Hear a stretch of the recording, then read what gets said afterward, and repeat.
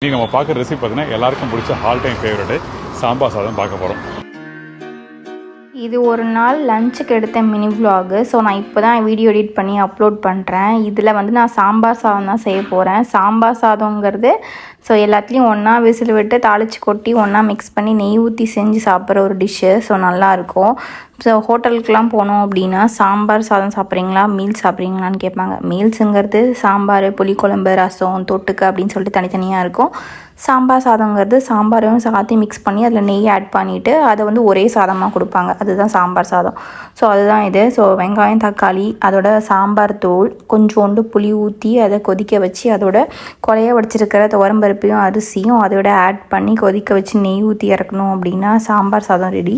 லாஸ்ட்டாக கொத்தமல்லி போட்டுட்டு நெய் ஆட் பண்ணி நல்லா கொஞ்சம் கொலைய விட்டு இறக்கணும் அப்படின்னா சாம்பார் சாதம் சூப்பராக இருக்கும். ஸோ நீங்கள் செஞ்சு பார்த்துருக்கீங்களா இல்லையான்னு சொல்லிட்டு கமெண்ட்டில் சொல்லுங்கள். இதுக்கு வந்து தொட்டுக்கியா உருளைக்கிழங்கும் ஆம்லேட்டும் செஞ்சு சாப்பிட்டோம். ஸோ சூப்பராகவே இருந்துச்சு. ஸோ நெக்ஸ்ட் மினி விலாகில் பார்க்கலாம்.